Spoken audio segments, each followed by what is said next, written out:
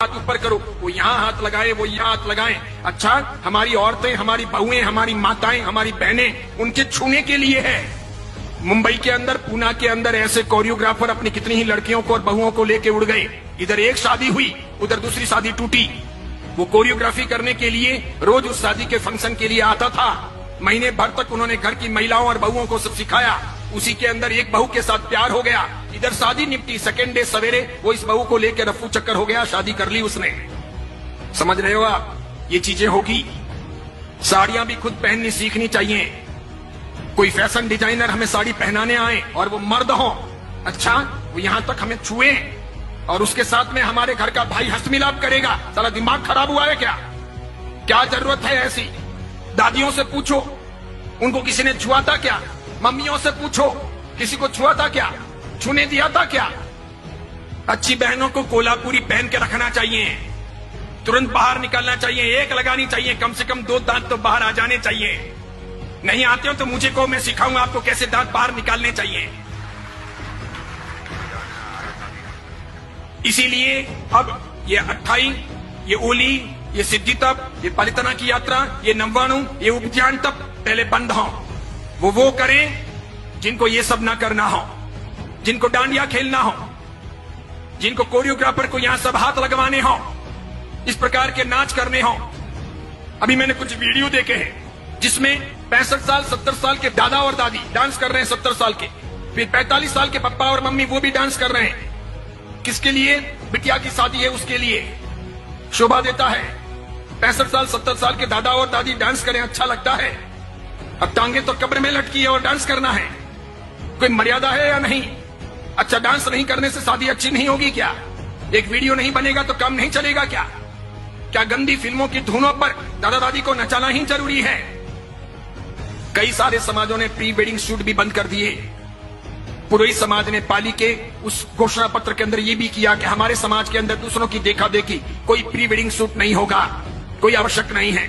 Wedding के बाद यानी शादी के बाद आप आराम से घूमो, आपका काम करो, लेकिन ये शुभास्पद नहीं है। ये सब फिल्मों से, सीरियलों से आया है। क्या दिखाना है?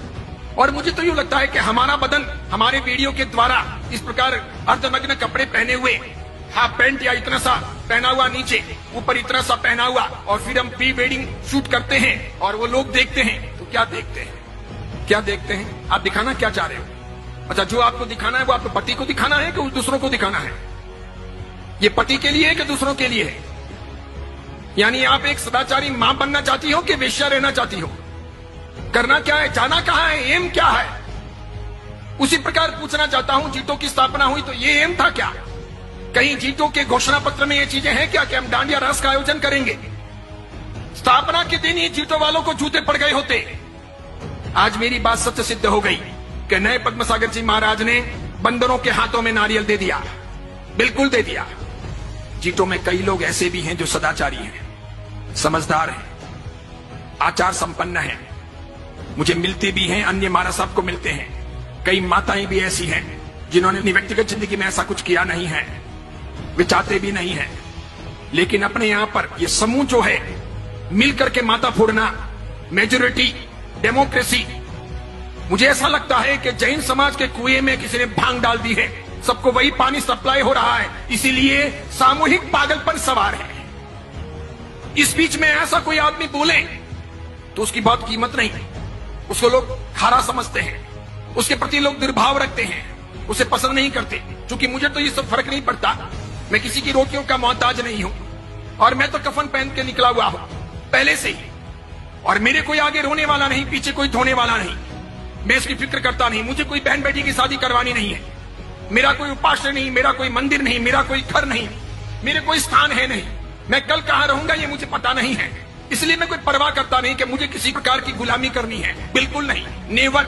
मैं तो सत्व के आधार पर जीने वाला आदमी हूं। जितने केस होने दे, जितने दुश्मन सामने आए आने दे, जिस मुकाम पर मौत होगी होगी, एक बार होगी, 2 बार थोड़ी होती है मौत, एक बार होगी। और किसी के सर्टिफिकेट से मुझे कोई स्वर्ग या मोक्ष थोड़ी मिलेगा, तो क्या फर्क पड़ता है कोई मेरे बारे में क्या बोलता है, कुछ भी कहे। इसलिए मेरी फिक्र मत कीजिए, मुझे चिंता है समाज की। भगवान महावीर का समाज चिंता रहा, वो पवित्र रहा, अच्छा रहा, तो साधु साध्वियों का और हमारे सब कामों का कोई वर्त रहेगा। अगर भगवान महावीर का समाज ही कमजोर पड़ गया तो मेरे एक के मजबूत होने से क्या होगा, मेरे एक के जिंदा रहने या लंबी उम्र पा लेने से भी क्या होगा। मैं व्यक्तिगत सफलताओं को समाज के सामने, धर्म के सामने महत्वपूर्ण नहीं मानता। मेरी व्यक्तिगत सफलताएं कितनी भी हों, अगर वो व्यक्तिगत सफलताएं मेरे समाज के लिए, मेरे धर्म के लिए उपयोग में नहीं आती है तो मेरा जीना हराम है। फुकट की रोटियां खा करके कोई मतलब नहीं है। इसलिए मैं सोचता हूं सफलता का पहला मापदंड कि मेरा समाज सुरक्षित रहे, साफ सुथरा रहे, मेरा धर्म सुरक्षित रहे, साफ सुथरा रहे। यह आवश्यक है। आप जैसे लोगों को क्रांति करनी चाहिए, उठना चाहिए। पूरे बेंगलुरु में यह हवा फैलानी चाहिए कि डांडिया नहीं होगा, कोई जीतो, कोई जियो, कोई अन्य संस्थाओं के अंडर में नहीं होगा। उसके लिए संस्थाएं ना बने।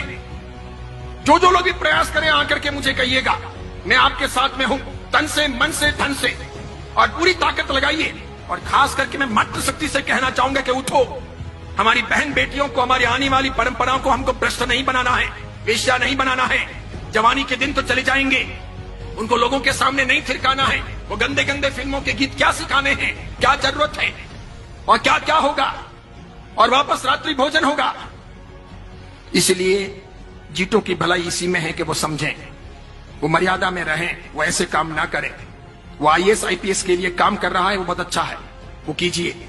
एजुकेशन के लिए, साधर्मिक भक्ति के लिए, मेडिसिन के लिए, या फिर साधु साध्वी के वैयावच यानी श्रवण आरोग्यम के लिए जो काम कर रहा है वो अच्छा है, बहुत बढ़िया है। इसके लिए वे अभिनंदन के पात्र हैं। लेकिन ये जो काम किया जा रहा है, इसमें जो लोग भी लगे हुए हैं, बस इसी में शान है कि चुपचाप पीछे हट जाएं, ना करें। इसका अंजाम अच्छा नहीं होगा। फिर ऐसा ना हो कि हमको दूसरे कोई तरीके अपनाने पड़े बंद करवाने के लिए। ऐसी चीजें मान्य नहीं होनी चाहिए।